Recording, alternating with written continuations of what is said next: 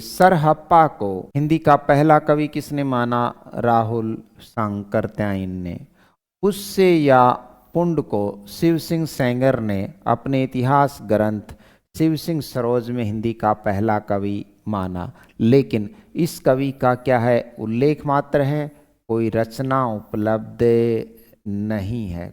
ये रहा आपका मुंज और आचार्य शुक्ल। परवर आलोचक आचार्य शुक्ल ने मुंज को हिंदी का पहला कवि माना। स्वयंभू पौम चरिव के रचनाकार, रिठणेमी चरिव के रचनाकार, स्वयंभू छंद के रचनाकार जैन कवि स्वयंभू है।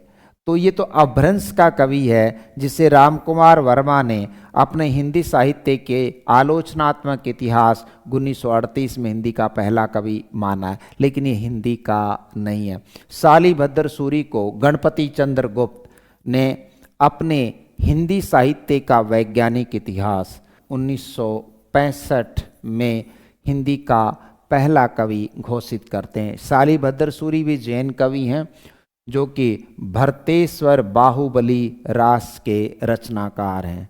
अब्दुर रहमान जो संदेश रासक के रचनाकार हैं, बहुत ही बेहतरीन कवि हैं। हिंदी में जो संदेश परंपरा शुरू होती है वो संदेश रासक से ही शुरू होती है, और अब्दुर रहमान को हिंदी का पहला कवि माना हजारी प्रसाद द्विवेदी ने। Also right sir. आगे बढ़ते हैं। अमीर खुसरो को भी अनेक कुछ विद्वान क्या मानते हैं? हिंदी का पहला कवि मानते हैं।